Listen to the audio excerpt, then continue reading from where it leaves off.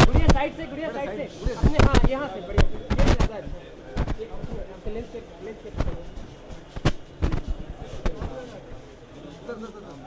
हाँ भाई साहब, एक तिलक कर लेने तो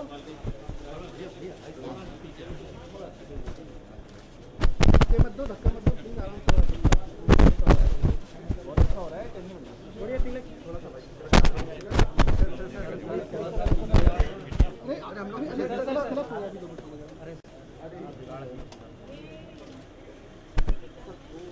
वो कैमरे पीछे भाई भाई आपका कैमरा ज़्यादा आ गया, आपका कैमरा ज़्यादा आ गया, आज ज़्यादा आ गया क्या?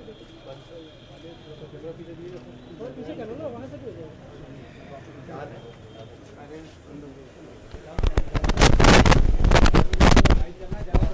सर लौट के बात करेंगे, हमेशा बात करेंगे सर।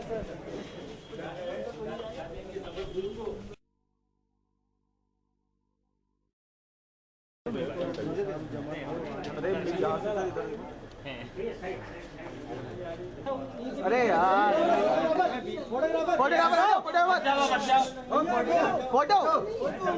भैया, फोटो सर भैया,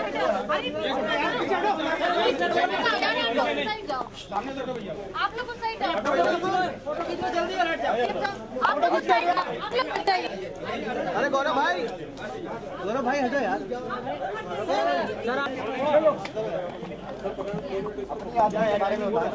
हमें एक दो बार बोल दें, फिर आप जो पूछेंगे वो बता दें, ठीक है? जी बताइए जी बताएं।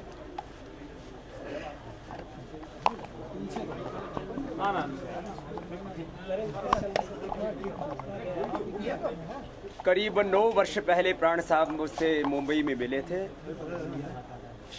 वो हिंदुस्तान के बहुत एक सधे हुए उम्दा कलाकार थे और उन्होंने जीवन भर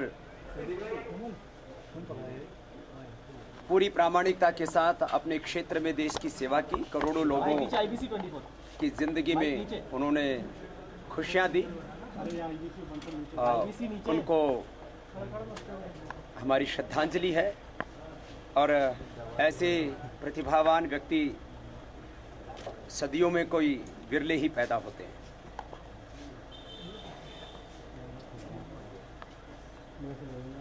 युवा भारत जो हमारी युवा इकाई है संगठन की, उसके सम्मेलन के लिए हम आए हुए हैं और कल 1 बजे से ये प्रांतीय युवा सम्मेलन शुरू होगा। आदरणीय मुख्यमंत्री जी भी उसमें 1 बजे सम्मिलित होंगे। हम 2 लक्ष्यों को लेकर के लगातार काम कर रहे हैं। एक चैत्य निर्माण का कार्य और दूसरा राष्ट्र निर्माण का ध्येय। आदरणीय शिवराज सिंह जी आज़ाद भारत के इतिहास में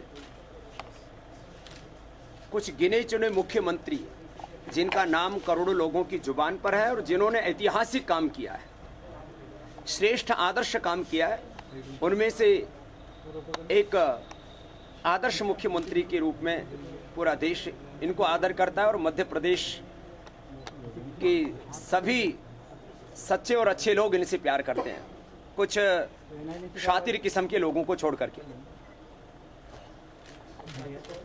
आदरणीय शिवराज सिंह जी एक क्योंकि साधारण किसान के घर में पैदा होकर के और इस मुकाम तक पहुंचे अपनी मेहनत से, निष्ठा से, इसलिए जो सामंतवादी सोच के लोग हैं, जिनके दादा परदादाओं ने देश के साथ गद्दारियां की और जिनके खून में ही गद्दारी और रिश्वतखोरी, भ्रष्टाचार है, उनको शिवराज सिंह जी जैसे ईमानदार व्यक्ति के रहते हुए काफ़ी पीड़ा होती है कि इस आदमी के ऊपर कहीं रखने के लिए जगह नहीं मिल रही कि कैसे इसको बदनाम करें, तो ओछी हरकतों तक उतर आए। हमारा तो एक ही ध्येय है कि एक आदर्श राज्य व्यवस्था देश में कायम हो और मध्य प्रदेश में जिस तरह से शिवराज सिंह जी काम कर रहे हैं वो काबिले तारीफ है और इनको तीसरी बार भी हमें तो पूरा विश्वास है कि मध्य प्रदेश की जनता आशीर्वाद देगी। और हमने आज इसलिए आशीर्वाद दिया है क्योंकि जिन मुद्दों को लेकर के, चाहे वो काले धन का मुद्दा है, भ्रष्टाचार का मुद्दा है और व्यवस्था परिवर्तन का मुद्दा है, तो व्यवस्था परिवर्तन की शुरुआत शिक्षा में बदलाव से होती है। तो हमने एक प्रस्ताव रखा है कि आध्यात्मिक मूल्यों का समावेश शिक्षा में किया जाए, योग शिक्षा का समावेश शिक्षा में किया जाए।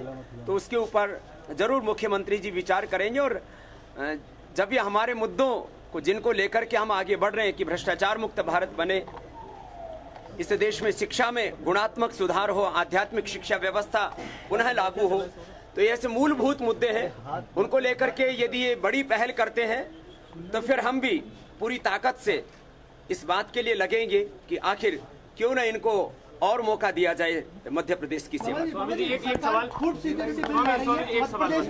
सीबीआई ने क्लीन चिट दी है पवन बंसल जी को, उस पर एक सवाल है, क्या आप सीबीआई सरकार की कठपुतली है और जितना दुरुपयोग सीबीआई से लेकर के लोकतांत्रिक संस्थाओं का दुरुपयोग कांग्रेस सरकार ने किया, वैसा किसी ने नहीं किया। इसलिए सीबीआई अपनी विश्वसनीयता खो चुकी है। इसलिए सीबीआई किसी को क्लीन चिट दे दे या किसी के साथ चीटिंग करे तो ये देश में मुद्दा नहीं रह गया। राहुल गांधी प्रधानमंत्री के उम्मीदवार नहीं है, पद के दिग्गज का कहना, मनमोहन सिंह की उम्मीदवारी पर चुप्पी साधे हुए हैं, क्या लग रहा है कांग्रेस को करना चाहिए? देखिए, राहुल गांधी को फेसबुक पर लोग भोंदू और पप्पू लिखते हैं। अब ऐसे में जब उसकी क्रेडिबिलिटी कुछ नहीं है तो उसको कैंडिडेट बना करके कांग्रेस अपनी कब्र नहीं खोदना चाहती। जहां तक आपने फूड सिक्योरिटी की बात कही, जो केंद्र सरकार अब वोट के वक्त जागी है, वो काम तो पहले से मध्य प्रदेश में आदरणीय शिवराज सिंह जी कर रहे हैं। इसलिए सस्ता खाना खाओ और कांग्रेस को वोट दे जाओ, ये कांग्रेस की अब जो चाल जो है वो कामयाब नहीं होगी। मोदी जी को आपने हमेशा पीएम पद का योग्य उम्मीदवार, शिवराज जी नहीं है क्या पीएम पद का योग्य उम्मीदवार? आपने एक बार भी शिवराज जी का नाम नहीं लिया। बाबा जी आपने एक बार भी शिवराज जी का नाम नहीं लिया। मैंने हमेशा बोला है, आदरणीय शिवराज सिंह जी एक श्रेष्ठ आदर्श मुख्यमंत्री के तौर पर काम कर रहे हैं और अपने कामों का ढिंढोरा नहीं पीटते हैं। जहां तक पीएम पद की उम्मीदवारी का प्रश्न है, आदरणीय शिवराज सिंह जी अभी मध्य प्रदेश की सेवा करने में ही अपने आप को पूरी तरह से समाहित किए हुए हैं। यदि कोई भविष्य में ऐसा प्रश्न आएगा और इस तरह की कोई परिस्थिति बनेगी तो हमारा तो आशीर्वाद इनके आज भी साथ है, आगे भी साथ है। देखो, दो भाइयों की तुलना नहीं करनी चाहिए। हमारे लिए आदरणीय मोदी जी और शिवराज सिंह जी दोनों ही हमारे एक श्रेष्ठ आदर्श योद्धा शासक के तौर पर हैं। तो हम दोनों की तुलना करना हम उचित नहीं समझते। लड़ने की घोषणा की थी, आपने चुनाव लड़ने की घोषणा की थी। कौन बोला? प्रधानमंत्री से चुनाव लड़ाने की घोषणा की थी। बहुत हमने कहा एक आदर्श राजनीतिक व्यवस्था देश में कायम हो, तो आदर्श राजनीतिक व्यवस्था राज्यों में और राष्ट्र में हो, उसके लिए हम काम अभी भी कर रहे हैं, आगे भी करेंगे। अभी विधानसभा चुनाव से पहले भी बाबा आएगा और पूरे मध्य प्रदेश का दौरा करेगा। कल जो इंटरव्यू दिया था, तो आदरणीय मोदी जी ने जो कुछ कहा कि मैं एक राष्ट्रभक्त राष्ट्रवादी हिंदू हूँ, तो इसमें क्या गलत है? कोई चुनावी पक्ष हुआ बीजेपी के साथ? अरे क्या चुनावी पक्ष? हम तो मोदी चलो अब चलो हो गया। भारत की ये परंपरा रही है कि संत सदैव सत्ता का मार्गदर्शन करते रहे हैं और स्वामी रामदेव जी महाराज जिनको हम अत्यंत आदर और श्रद्धा के भाव से बरसों पहले से देखते आए हैं, वो ऐसे संत हैं जो भारतीय जीवन मूल्यों के आधार पर एक शक्तिशाली भारत, एक समृद्ध भारत, एक स्वस्थ भारत, एक वैभवशाली भारत एक गौरवशाली भारत के निर्माण के अपने अभियान में लगे हुए हैं और हर भारतीय का ये कर्तव्य है कि स्वामी जी के अभियान के साथ जुड़े। जो मुद्दे स्वामी जी ने उठाए वो राष्ट्र निर्माण के मुद्दे, शिक्षा की व्यवस्था में परिवर्तन। मैं मानता हूं कि आज के दिन सबसे बड़ा सवाल है हम आने वाली पीढ़ियों को कैसी शिक्षा देना चाहते हैं। विस्तार से मैं कल कहूंगा, लेकिन योग की शिक्षा का सवाल हमने पहले से ही उठाया है कि योग की शिक्षा आखिर क्यों नहीं, नैतिक मूल्यों की शिक्षा आखिर क्यों नहीं। हम उस पर गंभीर हैं, विचार कर रहे हैं। और स्वामी जी ने भ्रष्टाचार मुक्त भारत का जो सपना देखा है, व्यवस्था परिवर्तन करके राष्ट्र के निर्माण का जो संकल्प किया है, उस संकल्प के साथ पूरी क्षमता से मैं, प्रदेश की सरकार और प्रदेश की जनता उनके साथ है।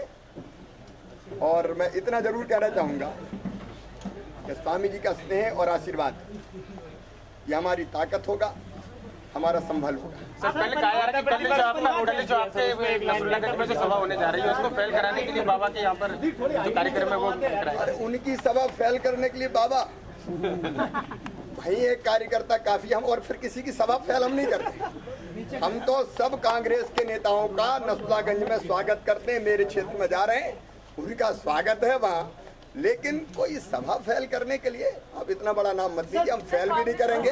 कांग्रेस तो अपने कर्मों से फेल, अपने कर्मों के कारण कांग्रेस फेल होगी।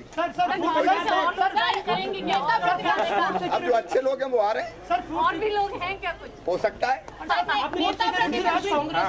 मुख्यमंत्रियों की बैठक चल रही है, इस बारे में क्या कहेंगे? देखिए, जैसा स्वामी जी ने बताया, ये तो आज बात कर रहे हैं, हम तो 2008 में फूड सिक्योरिटी बिल लागू कर चुके हैं। तब से सस्ता खाद्यान्न दे रहे हैं अब उसमें और पोषण युक्त दे रहे हैं और उसमें संशोधन करके 1 रुपया किलो गेहूं खिलाने का काम मध्य प्रदेश की धरती पर अपनी गरीब जनता को हो रहा है।